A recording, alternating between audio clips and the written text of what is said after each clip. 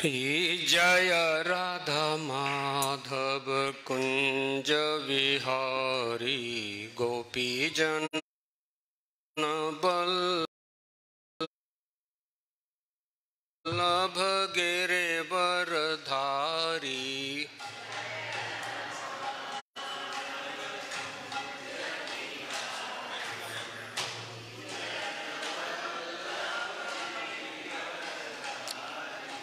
यशोदानंदन ब्रज जन रंजन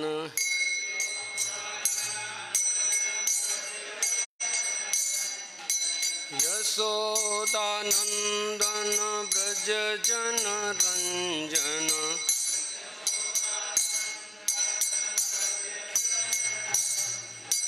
यमुना तीरवनचारी।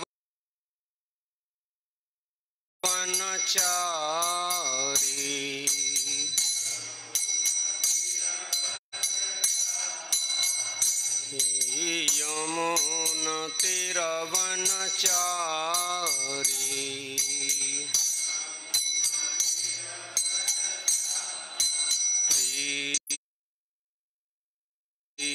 जय राधा माधव कुंज विहारी गोपी जन बल्लभ गिरिवर धारी।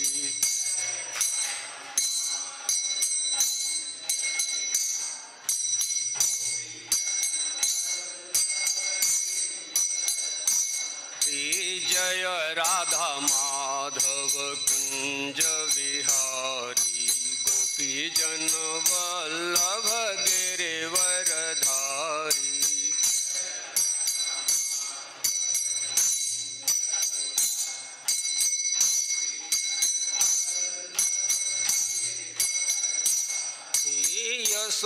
यशोदानंदन ब्रज जन रंजन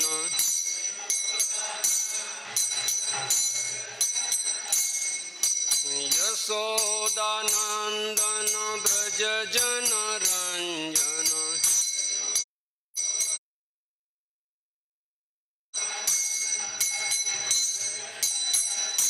जन यमुना तीरवनचारी।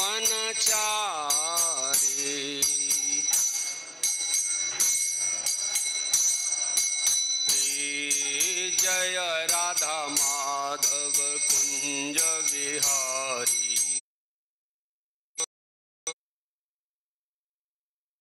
वल्लभ गिरिवर धारी।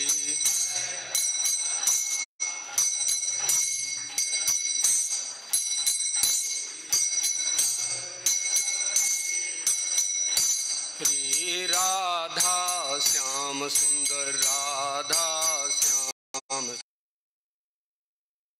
सुंदर राधा श्याम सुंदर राधे।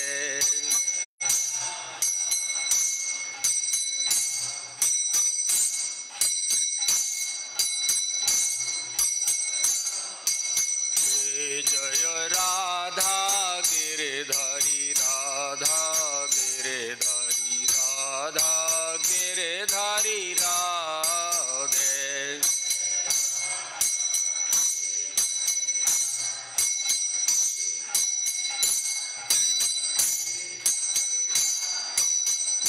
जय राधा श्याम सुंदर राधा श्याम सुंदर राधा श्याम सुंदर राधे।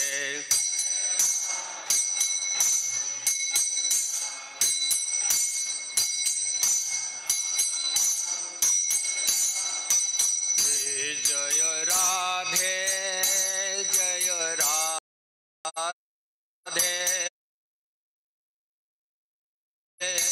जय राधे जय श्री राधे।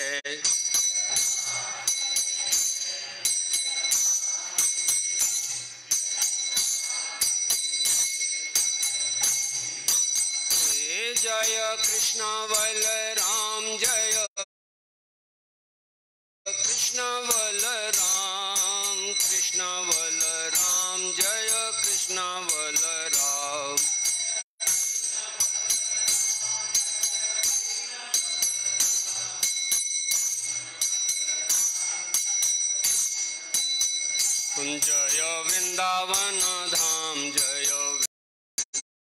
धाम,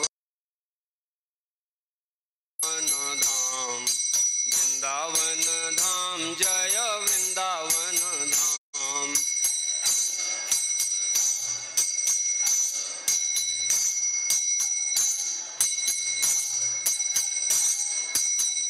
जय राधे श्याम, जय राधे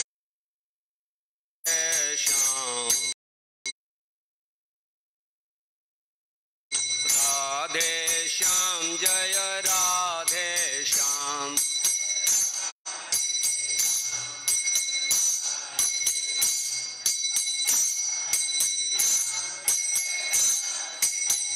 जय गौर हरि, जय गौर हरि, गौर हरि जय गौर हरि।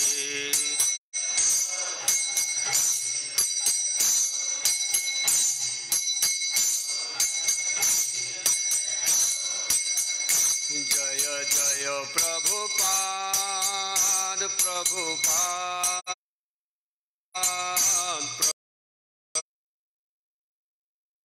प्रभुपाद, प्रभुपाद।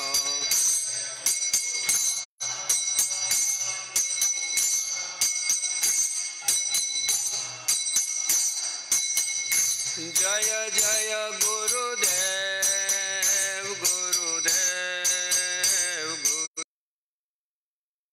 गुरुदेव, गुरुदेव।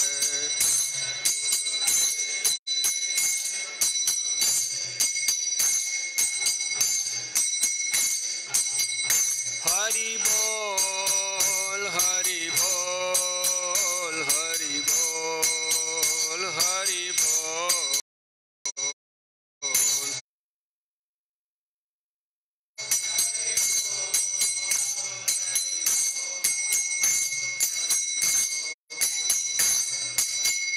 निताय गौर प्रेमानंदे हरे हरि बोल। ओम अज्ञानतिमिरान्धस्य ज्ञानाञ्जनशलाकया चक्षुरुन्मीलितं येन तस्मै श्रीगुरुवे नमः। श्रीचैतन्यमनोभीष्टं स्थापितं येन भूतले स्वयं रूपः कदा मह्यं ददाति स्वपदान्तिकं। वन्देऽहं श्रीगुरु श्रीयुतपदकमलं श्रीगुरून् वैष्णवांश्च श्रीरूपं साग्रजातं सगण रघुनाथान्वितं तं सजीवं साद्वैतं सावधूतं परजनसहितं कृष्णचैतन्यदेवं श्रीराधा कृष्णपादान् सगणललिता श्रीविशाखान्वितांश्च। हे कृष्ण करुणा सिंधु दीनबन्धो जगत्पते गोपेशः गोपिकाकान्त श्रीराधाकान्त नमस्तुते। तप्त कांचन गौरांगी श्रीराधे वृंदावनेश्वरी वृषभानुसुते देवी प्रणमामि हरिप्रिय। हरेर्नाम हरेर्नाम हरेर्नामैव केवलं कलौ नास्त्यैव नास्त्यैव नास्त्यैव गतिरन्यथा। हरे कृष्णा कृष्णा कृष्णा हरे हरे, हरे राम राम राम हरे हरे। गुरवे गौरचंद्राय राधिकायै तदालये कृष्णाय कृष्णभक्ताय तद्भक्ताय नमो नमः। हरे कृष्णा। तो आइए आज भगवद गीता अध्याय 2 श्लोक संख्या 36।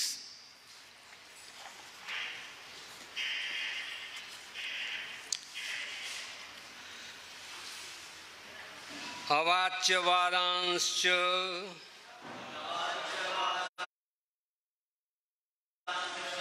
बहून् वदिष्यन्ति तवाहितः निंदस्तव सामर्थ्यम ततो दुःखतरं नु किम्। अवाच्य वादांश बहून्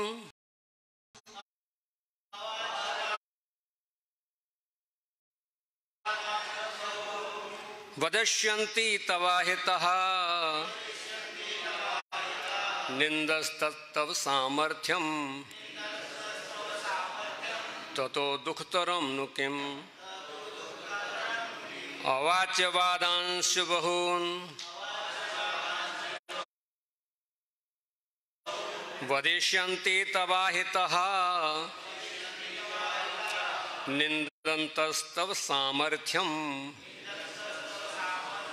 ततो दुःखतरं नु किम्।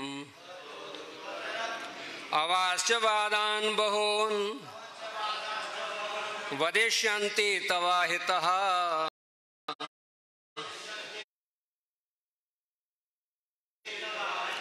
निंदस्तव सामर्थ्यम ततो दुःखतरं नु किम्। पढ़िए।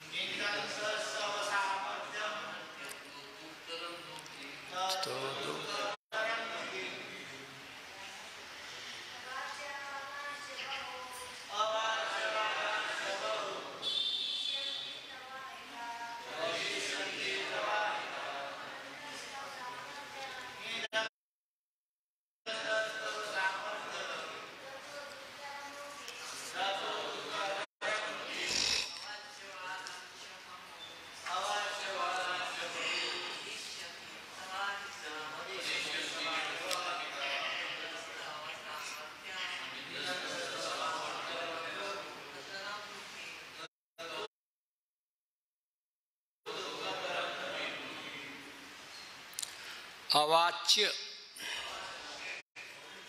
कटु वादान मिथ्या शब्द च भी बहून अनेक वदिष्यन्ति कहेंगे तब तुम्हारे अहितः शत्रु निंदंत निंदा करते हुए तब तुम्हारी सामर्थ्य को ततः उसकी अपेक्षा दुःखतरम अधिक दुखदायी नु निसंदेह और क्या है किम और क्या है। अनुवाद तात्पर्य शिला प्रभुपाद जी के द्वारा। शिला प्रभुपाद की जय। तुम्हारे शत्रु अनेक प्रकार के कटु शब्दों से तुम्हारा वर्णन करेंगे और तुम्हारी सामर्थ्य का उपहास करेंगे। तुम्हारे लिए इससे दुखदाई और क्या हो सकता है। तात्पर्य प्रारंभ में ही भगवान कृष्ण को अर्जुन के अयाचित दया भाव पर आश्चर्य हुआ था और उन्होंने इस दया भाव को अनार्योचित बताया था। अब उन्होंने विस्तार से अर्जुन के तथाकथित दया भाव के विरुद्ध कहे गए अपने वचनों को सिद्ध कर दिया है। शिला प्रभुपाद की।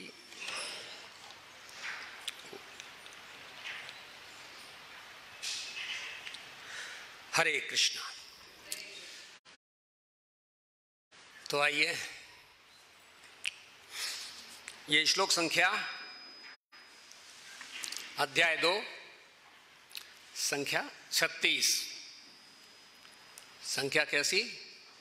36। इस संख्या में बहुत कुछ है। अब इसको यूं करके यूं लाना है, समझ गए मेरी बात को? 36 को 63 बनाना है, ठीक है? ध्यान दीजिए, भगवत गीता के गंभीर जिज्ञासु पाठक,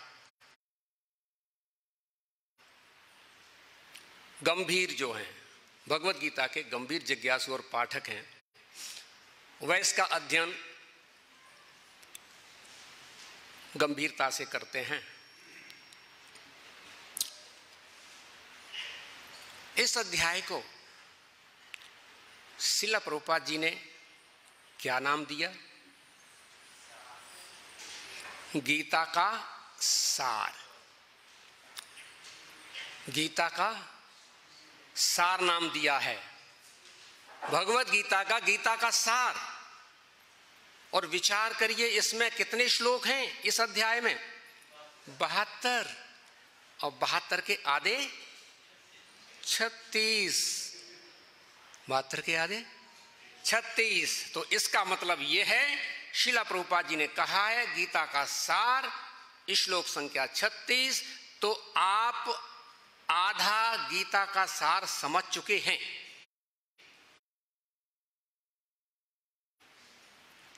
क्या समझ चुके हैं? आधा गीता का सार समझ चुके हैं। तो गीता का सार है, परम गुरुदेव का दिया हुआ अमृत है गीता का सार। और इसका 36वां श्लोक, 72 श्लोक टोटल हैं, गीता का सार है। तो मानना चाहिए कि 36 पर हम आधा समझ चुके हों। लेकिन संभावना मेरी तो ऐसी नजर आ रही है कि अभी तो हमारी भूमिका ही नहीं बन पाई, हम तो प्रवेश भी नहीं कर पाए। आधे की तो बात बहुत दूर है।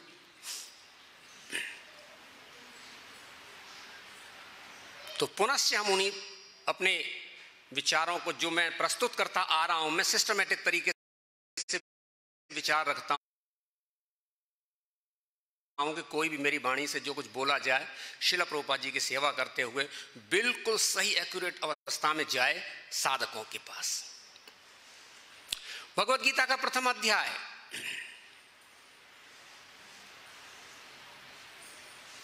छियालीस श्लोक,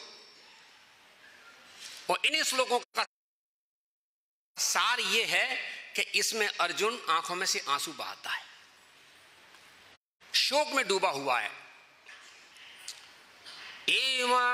एमुक्त्वार्जुन संख्ये रथोपस्थ उपविशात् विसृज्य ससरम चापम शोक संविघ्न मानसा। ऐसा कहकर के अर्जुन अपने रथ पर आंखों में आंसू भर करके उपविषाद बैठ गया। विषाद में डूबा हुआ है, शोक में डूबा हुआ है। बहुत बड़े गहन लक्षण जिसके होते हैं, उन लक्षणों को प्रकट करता हुआ आंखों में आंसू, रोमांच, चित्त भ्रमित हो रहा है। ऐसा अर्जुन जब बैठ गया तो दूसरे अध्याय का प्रारंभ होता है। संजय बोलते हैं, क्या बोलते हैं? तम, जैसा वो बैठ गया है, तम तथा कृपयाविष्ट मश्रुपूर्णा कुलेक्षणम विसीदंतमिदं वाक्य उवाच मधुसूदन। ऐसे अर्जुन को जो आंखों में आंसू लेकर के रोमांच, कंपायमान, अधीर होकर के जो खड़े होने में भी समर्थ नहीं है, वो रथ पर बैठ गया है। ऐसे अर्जुन को भगवान बोले। कौन बोले? भगवान बोले। Supreme personality of God head, पूर्ण अवस्था बोली, पूर्ण अथॉरिटी बोली। इससे ऊपर और कोई अथॉरिटी नहीं है।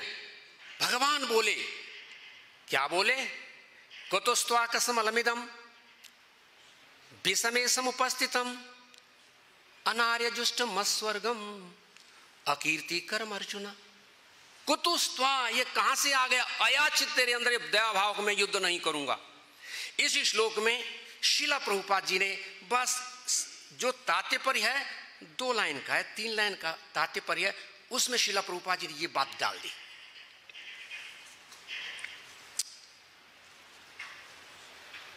प्रारंभ में ही भगवान श्री कृष्ण को अर्जुन के अयाचित दया भाव पर आश्चर्य हुआ और उन्होंने इस दया को अनार्योचित बताया। अब उन्होंने विस्तार से अर्जुन के तथा कथित दया भाव के विरुद्ध कहे गए अपने वचनों को सिद्ध कर दिया। कुतस्त्वा कसमलमिदं विषमे समुपस्थितम अनार्य जुष्ट, ये आर्यों के द्वारा आचरित नहीं है जो तू कार्य कर रहा है। अस्वर्ग्यम, इस कार्य के करने के तू वर्णाश्रम धर्म की पद्धति का पालन करता हुआ क्षत्रिय होकर के तू स्वर्ग जाएगा, तू स्वर्ग भी नहीं जाएगा। अनार्य जुष्टम अस्वर्गम अकीर्ति कर्म अर्जुना में, अर्जुन एक काम जरूर होगा कि तू जिंदा होकर के मर जाएगा, जिंदा रह करके भी तू मर जाएगा। एक सम्मानित व्यक्ति का अपमान ही उसकी मृत्यु है, एक सम्मानित व्यक्ति का अपमान ही उसकी मृत्यु। और धनुर्धर अर्जुन, शब्दों में बोला गया, इसके आगे वहां तक पहुंचूंगा मैं। उसी बात को श्रीला प्रभुपाद जी ने यहां तक कहा कि अयाचित दया दिखाई।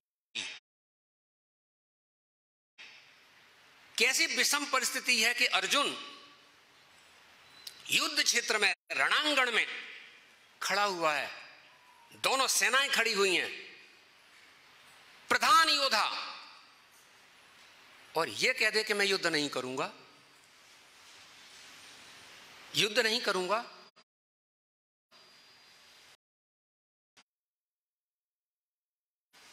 उसके अंदर कोई भी भाव हो, दया के भाव हो, मैंने सब कुछ छोड़ दिया, मैं भीख मांग के खा लूंगा, सारी कुछ बातें कर लें। परिस्थिति क्या है? अर्थात यहां पर मानव समाज के मस्तिष्क का पता चल जाता है कि वो ऊंचा नीचा सब कुछ सोचता है और सोचता अपने लेवल पर है। मैं जो सोच रहा हूं वो सही सोच रहा हूं। मानव की सबसे बड़ी कमजोरी यह है कि मैं जो सोचता हूं ना वो सही सोचता हूं, मैंने जो कहा है वो सही कहा है। लेकिन मैं जो सोचता हूं वो प्रामाणिक परंपरा से सोचता हूं, अथॉरिटी से सोचता हूं।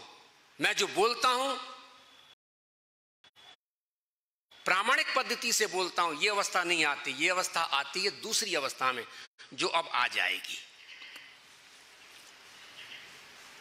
कुतस्त्वा कसमलमिदं विषमे समुपस्थितम अनार्यजुष्टम अस्वर्गम अकीर्ति कर्म अर्जुन क्लैब्यम मास्म गम पार्थ। ये पार्थ तू नपुंसक मत बनो। क्या नपुंसकता की बातें तुमने कर रखी हैं? क्लैब्यम मास्म गम पार्थ न ऐतत् उपपद्यते, ये तेरे योग्य नहीं है कि तू नपुंसक हो जा। क्षुद्रम हृदय दौर्बल्यम त्यक्त उत्तिष्ठ परंतप, हृदय की दुर्बलता को त्याग करके खड़े हो जाओ। इस भगवत गीता का आनंद लेने वालों के लिए एक छोटी सी लहर बताता हूं।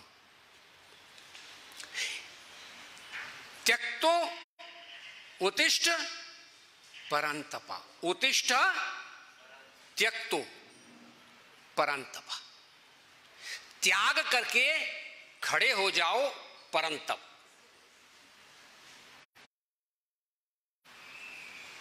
त्याग करके खड़े हो जाओ। और कौन?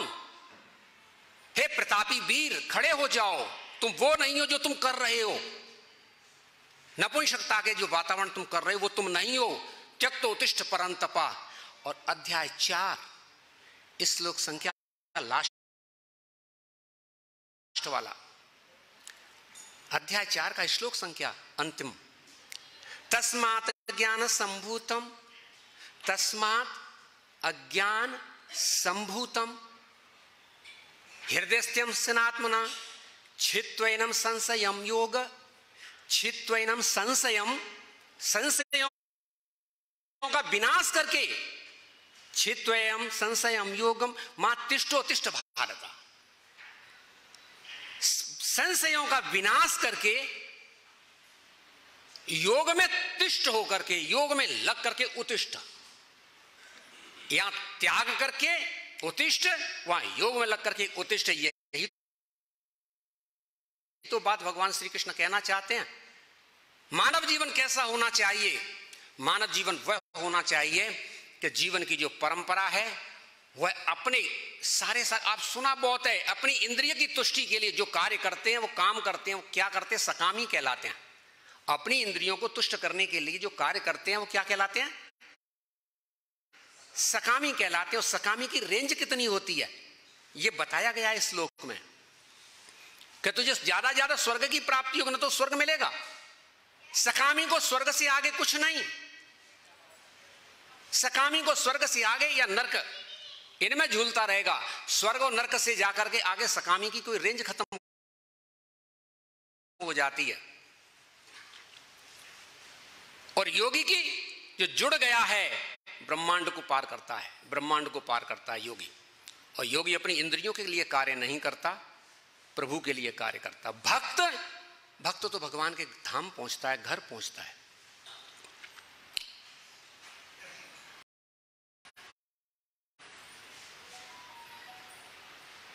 भूमिका के अंतर्गत जो मानवीय समाज की जो चेतना है, उस चेतना के अंतर्गत सारा का सारा जो कार्य होता है वह पहले अध्याय में वर्णन होता है। सामान्य व्यक्ति जो है ना वो पहले अध्याय में वर्णन, हमारी स्थिति पहले अध्याय की स्थिति है, विषाद में डूबा हुआ है। अब विषाद में डूबा हुआ व्यक्ति प्रसाद तक कैसे पहुंचे? विषाद में डूबा हुआ व्यक्ति को प्रसाद कैसे प्राप्त हो, अर्थात आत्म कल्याण कैसे प्राप्त हो, अर्थात जीवन का उद्देश्य कैसे प्राप्त हो। सामान्य जन नहीं जानते कि जीवन का उद्देश्य कैसे प्राप्त किया जा सकता है।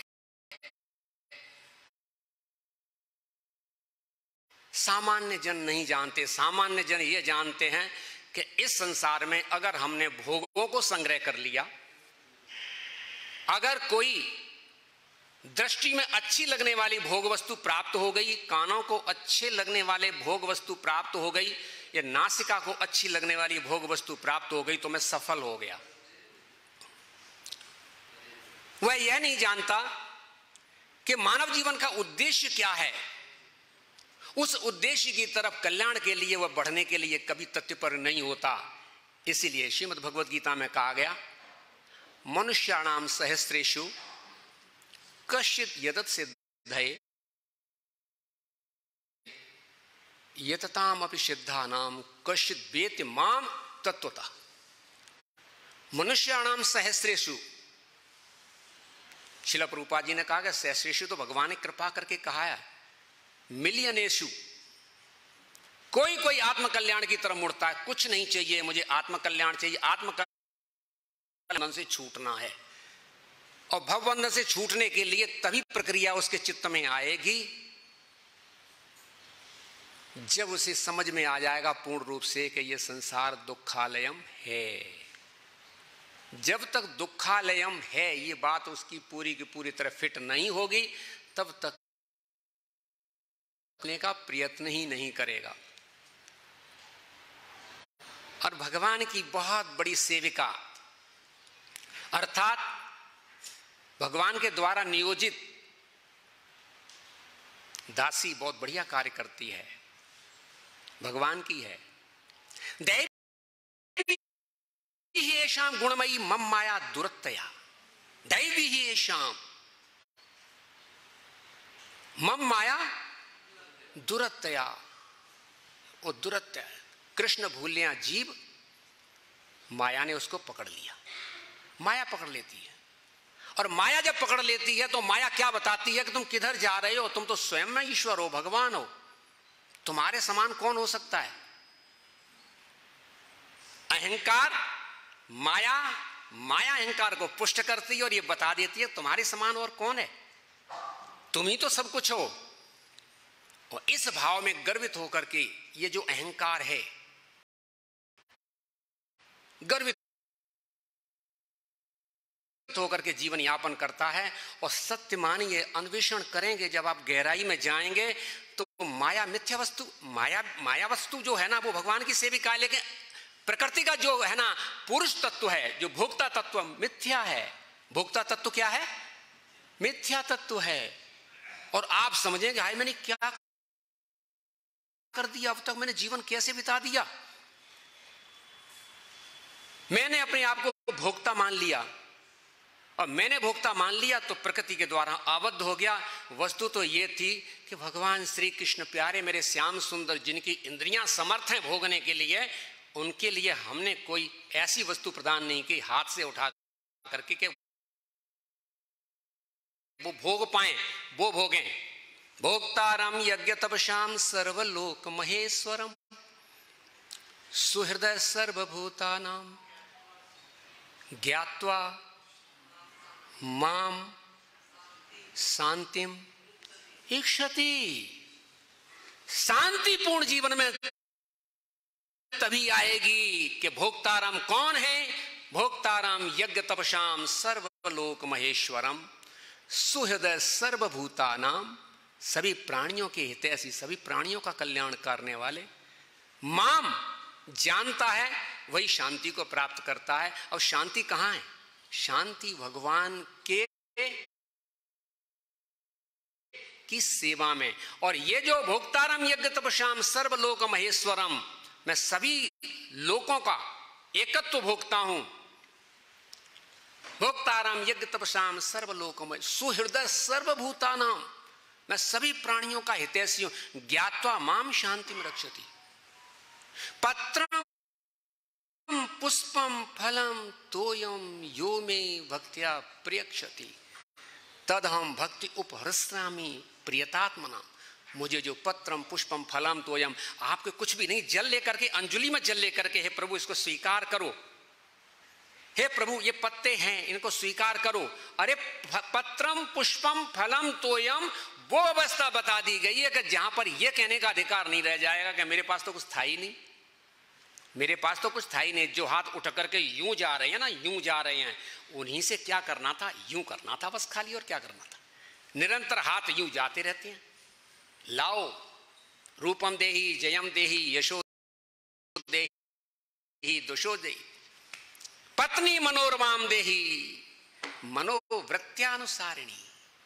ऐसी पत्नी मिलनी चाहिए कि मैं सोचूं वो ला करके दे, गिलास में पानी पीना चाहता हूं, गिलास मेरे हाथ में आ जाए।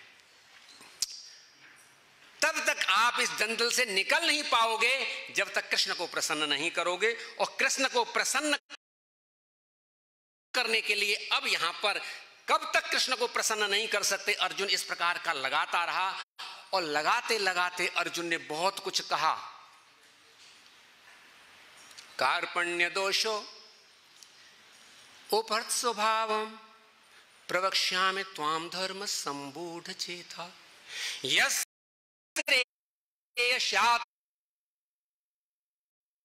निश्चितम ब्रूहि तन्मे शिष्यस्ते अहम साधि माम त्वाम प्रपन्नम। अर्जुन बोला बहुत। अर्जुन ने सोचा जो तर्क दे रहा है उसके अच्छे तर्क हैं, कृष्ण सुने जा रहे हैं, और कृष्ण ने पहले बोल दिया कि क्या नपुंसकता की बातें करते हो। और अंततो गत्वा अर्जुन ने अपना पूरा दिमाग लगा लिया। दिमाग लगा करके सोचने लग गया, हाय मैं किससे बोल रहा हूं, क्या बोल रहा हूं। अब मुझे सीधी बात कहनी चाहिए, घुमा करके बात नहीं कहनी चाहिए। कार्पण्य दोषोपहत स्वभाव, मेरा स्वभाव हरण कर लिया गया। प्रवक्ष्यामि त्वाम धर्म संबूढ़ चेता, मैं धर्म के विषय में विमोहित हो गया हूं। और आप धर्मध्वज हैं, आप धर्म हैं, आपसे धर्म निकलता है, आप स्थापना करते हैं धर्म की। धर्मम तो साक्षात भगवत प्रणीतम न वै विदुर ऋषियो नापि देवा न सिद्ध मुख्या असुरा मनुष्या कुतश्च विद्याधर चारणा दया। धर्मम तो साक्षात भगवत प्रणीतम, धर्म साक्षात भगवान से उद्भूत हुआ है। जिनसे धर्म उद्भूत हुआ है वो धर्म के ध्वज सामने खड़े हुए हैं, तो मैं धर्म के विषय में विमोहित हो गया हूं। कार्पण्य दोषोपस्वभावा प्रवक्ष्यामि त्वाम धर्म संबूढ़ चित यश्रिय स्यात् निश्चितम भूयते। अब मुझे ये नहीं है, मेरे लिए जो कल्याणकारी है वह मुझे बताओ, क्या करना चाहिए क्या नहीं करना चाहिए। मेरी बुद्धि अब यहां पर अब कार्य नहीं करती है।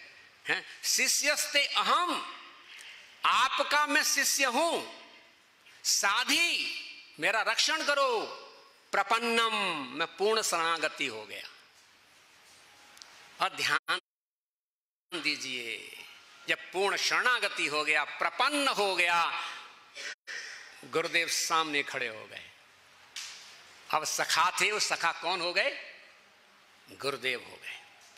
और गुरुदेव ने अपना पद स्वीकार किया। हे मुक्तो ऋषिकेशो गुड़ा केसिन भारत न योत्सिति गोविंद उक्त्वा तुष्णि बभूमा तमोवाच ऋषिकेश प्रहसनीव भारत। हंसते हुए भगवान बोले। और अर्जुन एक बात कह ही गया ना कि मैं युद्ध नहीं करूंगा, तो तू शिष्य हो गया और तूने ये क्या कि मेरे लिए कल्याणकारी कार्य है वह मुझे बताइए, फिर तेरा अधिकार क्या था कि तू ये कह दे कि मैं युद्ध नहीं करूंगा। फिर भी कहा। भगवान हंसते हुए बोले। और भगवान हंसते हुए बोले, अब शिष्य से बोले और सिस्टमैटिक बोले। यहां से भगवत गीता चालू होती है, अध्याय 2 श्लोक संख्या 11। असोच्यान्न सोचस्तुम प्रज्ञावादा च भाषसे गता शून्य नान सोचित पंडिता। असोच्यान, शोक कर रहा है कि ये मारे जाएंगे, वो मारे जाएंगे, वो मारे जाएंगे, पंडितों जैसी बातें कर रहा है। पंडित जन इस विषय में इस प्रकार शोक नहीं किया करते। जो पैदा हुआ है मरेगा, और सृष्टि में पैदा होंगे, और मरने का और पैदा होने का क्रम चलता रहेगा। यह क्रम कभी विश्राम को प्राप्त नहीं होगा। जीव अपने कर्म के अनुसार आता है, कर्म के प्रारब्ध के अनुसार, कर्म से प्रारब्ध बनकर के उसके भोग बनते हैं, फल बनते हैं, अपने प्रारब्ध का भोग बनता है, और जिसका जैसा प्रारब्ध है वैसे उसको भोग को प्राप्त करता है, और वो श्रृंखला चलती रहती है। कर्तव्य का निर्वहन करने वाले व्यक्ति को अपने कर्तव्य पर ध्यान देना चाहिए। शरीर का अपना लक्षण है। मैंने 6 श्लोक, इतने सुंदर श्लोक हैं जो असंगता बताते हैं कि जीव असंग हो जाता। मनुष्य, ज्ञानवान मनुष्य जो भगवत गीता का पाठक है, इन 6 श्लोकों को जान करके असंग हो जाता है। संसार में कौन मरा तो हम क्या करें, कौन पैदा हुआ तो हम क्या करें। संसार में क्या होता है, मरने पर हाय मर गया, हाय मर गया। पैदा होने पर थालियां बजा रहे हैं, ढोल बजा रहे हैं, तो ढोल बजाएंगे तो हाय मर गया करना ही पड़ेगा। जब हमने ढोल नहीं बजाया, पैदा होगा और मरेगा, चलता रहेगा। सिर्फ मैं पैदा हो गया हूं, मैं हूं, मेरी उम्र ये हो चुकी है, मैं इतने साल तक बहुत ज्यादा रहूंगा तो इतने साल तक रहूंगा, इसके बाद मैं रहूंगा ही नहीं यहां पर। और भगवान के हाथ में है कि वो 1 सेकंड भी ना रखें। हमारे पास 2 विकल्प रखे हुए हैं कि खूब चाहेंगे तो 10, 12, 15 साल रह लेंगे। अगर ऐसा शरीर का प्रारब्ध लिख के शरीर लाया है तो, अन्यथा ठाकुर जी चाहेंगे तो 1 मिनट भी नहीं रहेंगे। तो 1 मिनट भी ना रहें या 15 साल के चले जाएं, कोई फर्क नहीं पड़ता। अभी चले जाएं या तभी चले जाएं, क्या फर्क पड़ने वाला है। जो जाना है तो जाना है, होना है सो होना है, अब काहे का रोना है।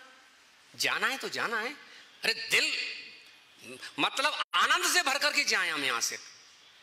हमें यहां पर ये नहीं हाय मैं मर गया, मुझे बचा लो, मुझे बचा लो। क्या बात करते हो, ये तो समर है, कूदना चाहिए आपको।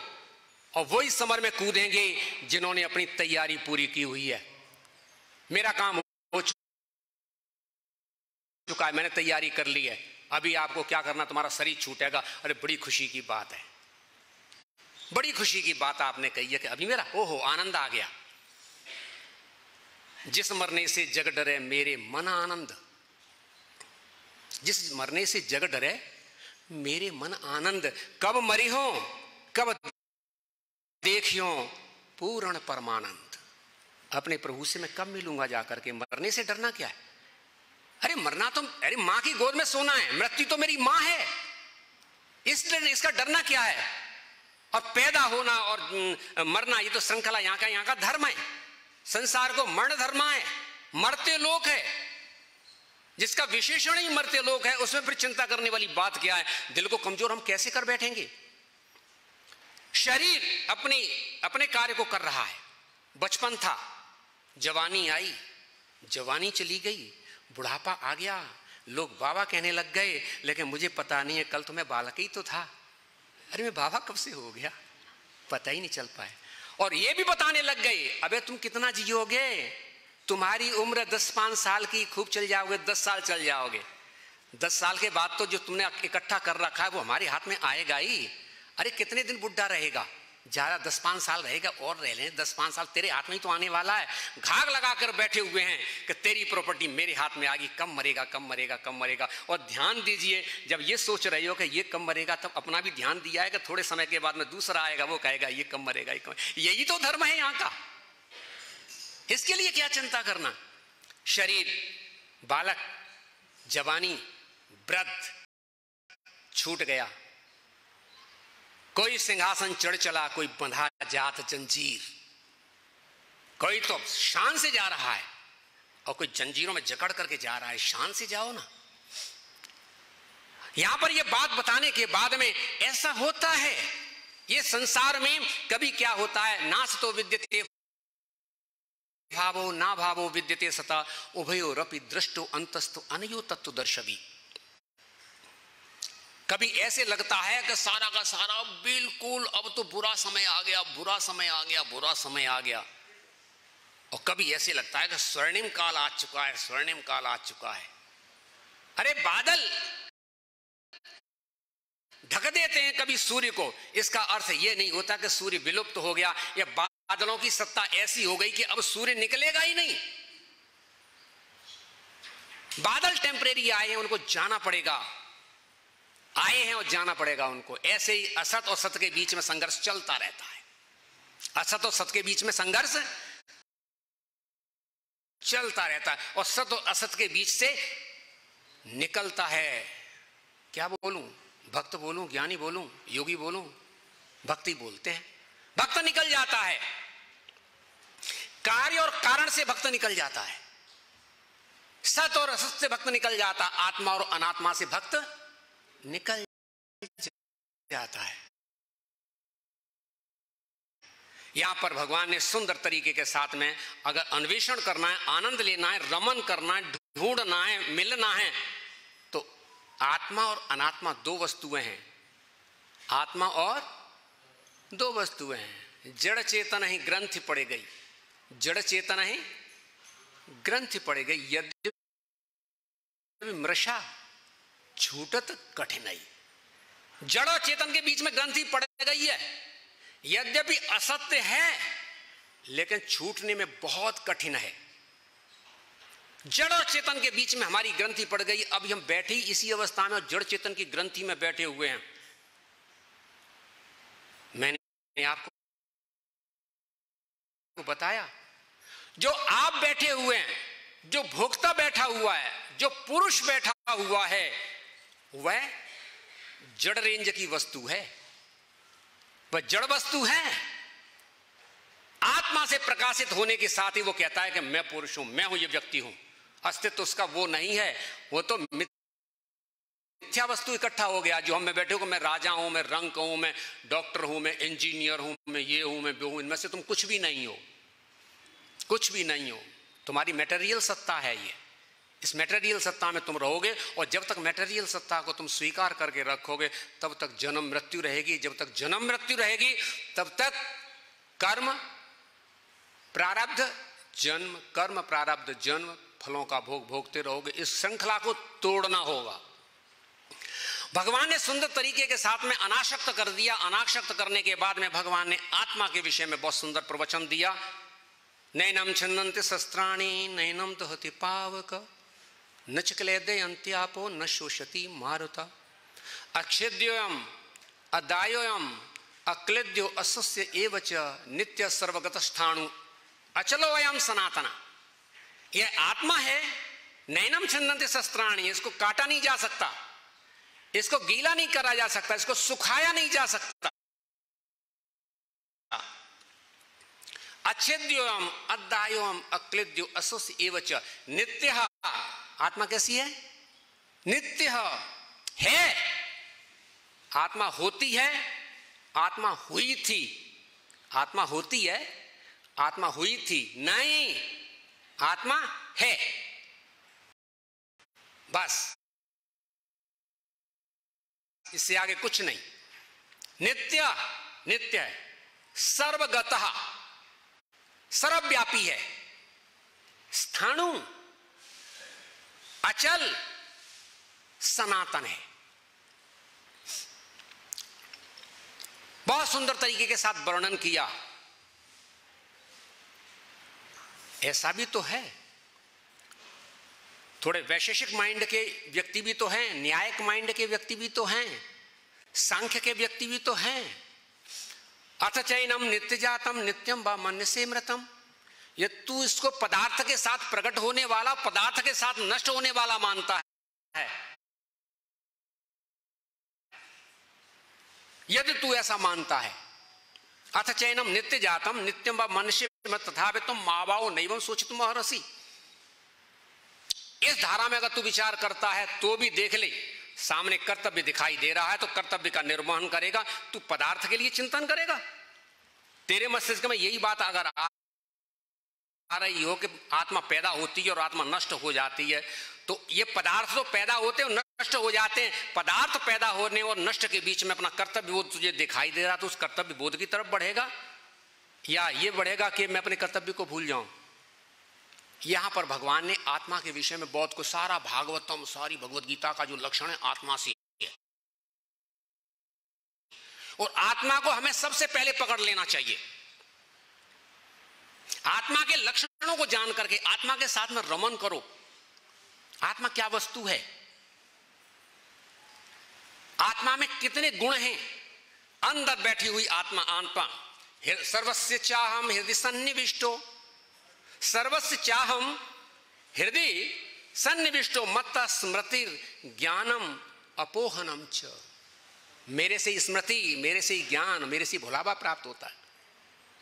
वेदस्य सर्वैर अहमेव वेद्यो, समस्त वेदों का प्रयोजन मुझको जानना है। वेदांत कृत, वेदों का रचयिता, वेदविद, वेदों को जानने वाला अहम, मैं हूं, भगवान बोलते हैं। ये आत्मा जब विराजमान होती है, हृदय के अंदर विराजमान होती है, तो विराजमान होने के साथ ही ये शरीर का बढ़ना चालू हो जाता है। बढ़ना चालू होने के बाद में जब मां के उदर से बाहर आता है और आने के बाद में प्रथम श्वास इसके अंदर जाती है ना, और श्वास ही पूरी की पूरी माया होती है, और माया जाकर के उसको घुमा देती है। वो जानता है कि मैं कोई अच्छी जगह आ गया। यहां से प्रक्रिया चालू हो जाती है। और देखिए आत्मा का लक्षण, आत्मा जब विराजमान होती है तो सांस अंदर जाती है, चरण स्पर्श करती है आत्मा के, आत्मा से ऊर्जा लेकर के पूरे शरीर में फैल जाती है। कौन? वो प्रकाश, जो वायु जाती है स्पर्श आत्मा के द्वारा पूरे शरीर में फैलती है, जो 10 प्रकार की वायु है। सारे कार्य का संपादन वह वायु करती है, स्पर्श करते हुए आत्मा का, और आत्मा के ही आज्ञा से, आत्मा के प्रकाश से आती है और जाती है। ऑक्सीजन लाती है, कार्बन डाइऑक्साइड लेके जाती है। प्राण, अपान, उदान, समान, वयान, 5 उपप्राण, नाग, कृंकल, कूर्म, धनंजय, देवदत्त, इनके साथ में सारे शरीर का संपादन होता है। और इतना शरीर का संपादन होने के बावजूद भी इसमें निवास करने वाला पुरुष, इसमें निवास करने वाला जीवात्मा यह कहता है कि ये मेरा शरीर है। क्या कहता है? जबकि इसका, इसे खूब ज्ञान के अन्वेषण में जान ले कि इसका तेरे शरीर के नाम की कोई वस्तु नहीं है। प्रारब्ध से ये बॉडी तैयार हुई है और प्रारब्ध से कार्य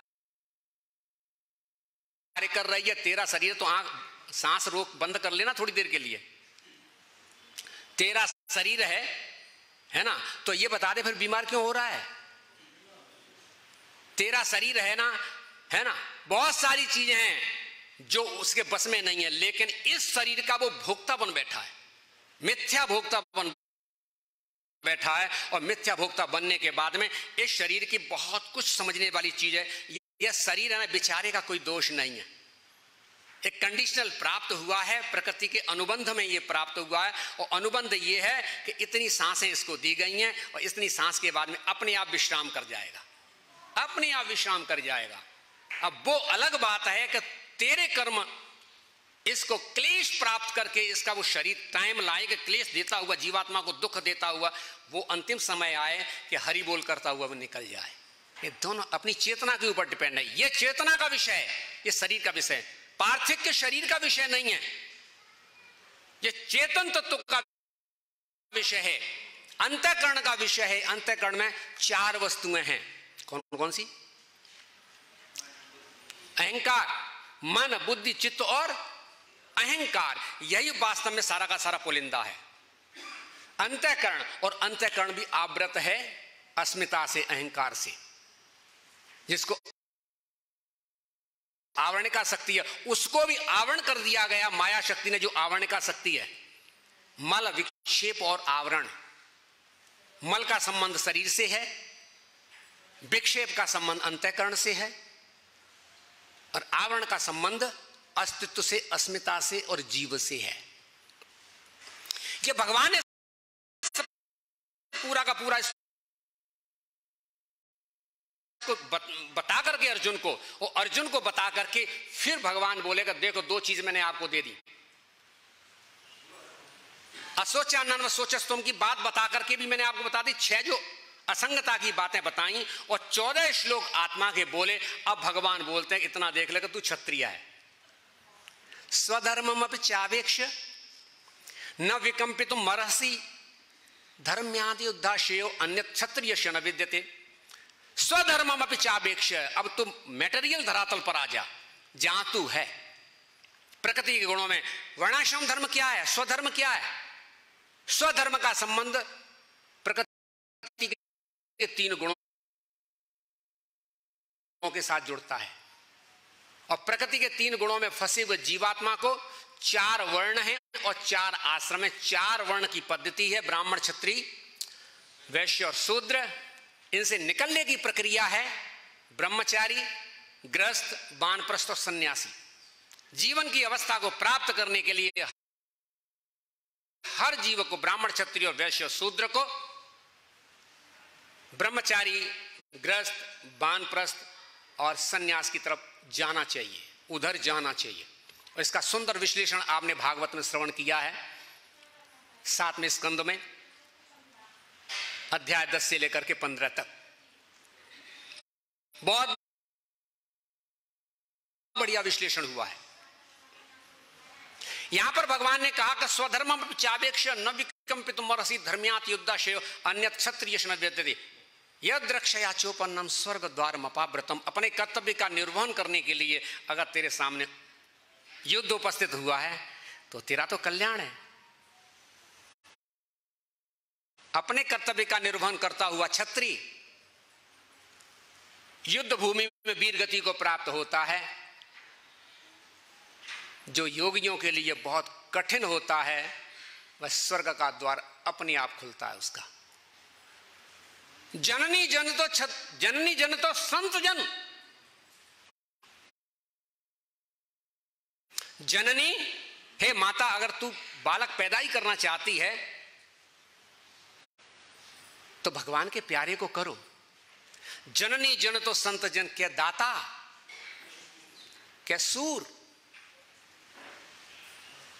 संत नहीं पैदा कर सकी, दाता नहीं पैदा कर सकी, शूरवीर को पैदा नहीं कर, तो अपने इस शरीर को क्यों बर्बाद कर रही है?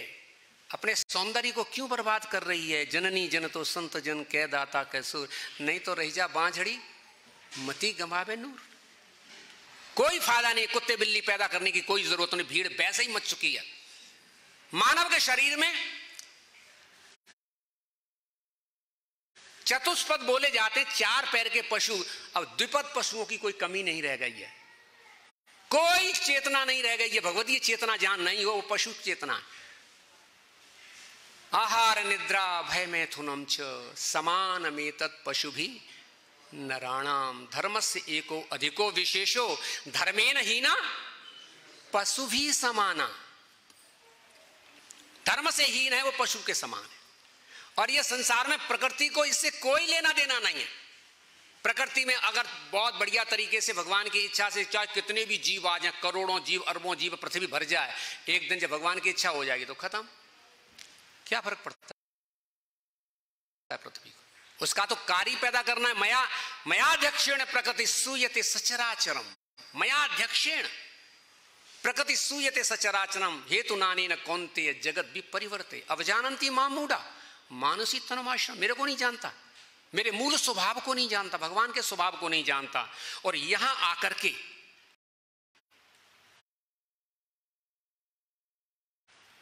वर्णाश्रम धर्म के लिए जो बातें बोली, हतो वा प्राप्स्यसि स्वर्गम, अगर तो युद्ध क्षेत्र में मारे जाओगे तो स्वर्ग को प्राप्त करोगे। जित्वा वा भोक्ष्यसे महीम, अगर जीत जाओगे तो वसुंधरा का भोग करोगे। तस्मा उत्तिष्ठ कौन्तेय, इसलिए खड़े हो, युद्धाय कृत निश्चय, कृत निश्चय के साथ में खड़े हो जाओ। खड़े हो जाओ, त्याग कर कर खड़े हो जाओ, ऐसे खड़े हो जाओ, योग में खड़े हो जाओ, मगर खड़े हो जाओ, खड़ा होना ही पड़ेगा। इसीलिए मानव जीवन के अंदर बहुत कुछ विचित्रताएं होती हैं जो हमारे साथ घटती हैं रोज। हमारे साथ जो घटती हैं वो बहुत घटती हैं। अगर हम अपने आप को भगवान के साथ जोड़ लें, अपने अस्तित्व को भगवान के साथ जोड़ लें, मैं सत्य कहता हूं बड़े बड़े चमत्कार आपको इसी जीवन में, इसी शरीर में प्राप्त होंगे। कारण क्या है कि हमने अपने को किससे जोड़ लिया है? मन, और मन के साथ में भोगों को। मन अहंकार भोग की तरफ मुड़ गए। और भोग वस्तु मैंने आपको एक दिन बताई थी इशारे में कि सारे के सारे भोग आप में लगे हुए नहीं हैं,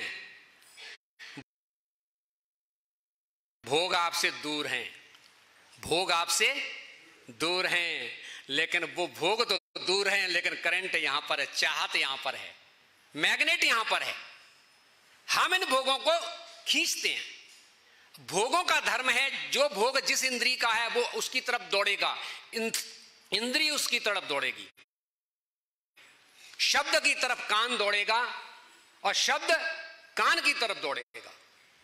गंध जो है ना नासिका की तरफ दौड़ेगी, नासिका गंध की तरफ दौड़ेगी और दौड़ करके अपने सब्जेक्ट को उठाएगी और उठा करके तुरंत बोल देगी अच्छा या बुरा, सुखकारी या दुखकारी। राग द्वेष भगवान ने सप्तम अध्याय में सुंदर वर्णन किया है।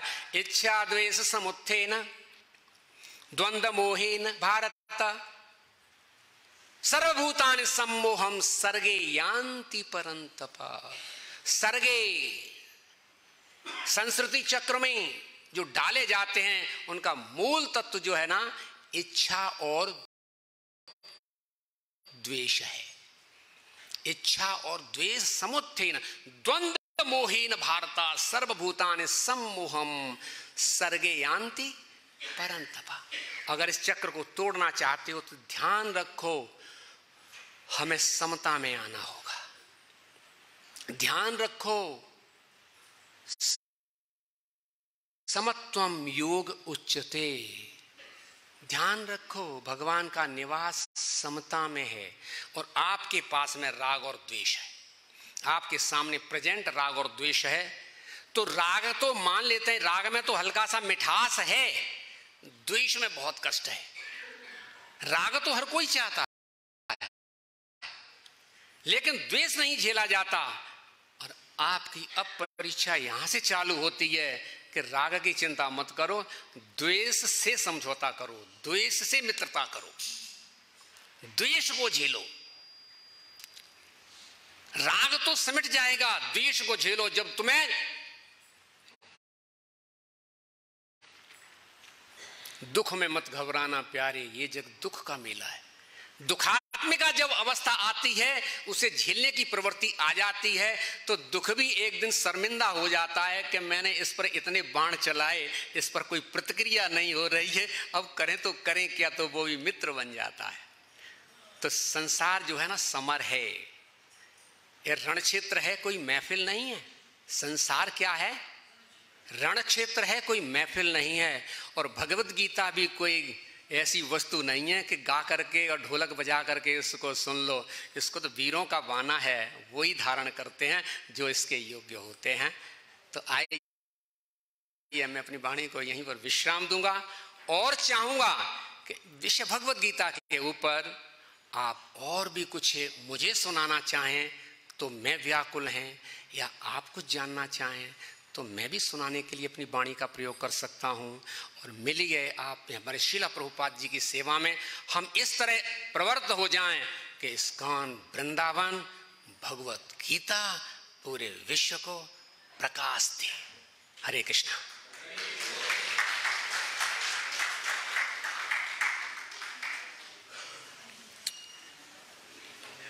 हरे कृष्ण। हरे कृष्ण हरे कृष्णा कृष्णा कृष्णा हरे हरे, हरे राम राम राम हरे हरे, कृष्णा कृष्णा कृष्णा हरे हरे, हरे राम राम राम हरे। हरि बोल हरि बोल हरि बोल। निताय गौर प्रेमानंदे हरि हरि। सभी के चरणों में दंडवत प्रणाम।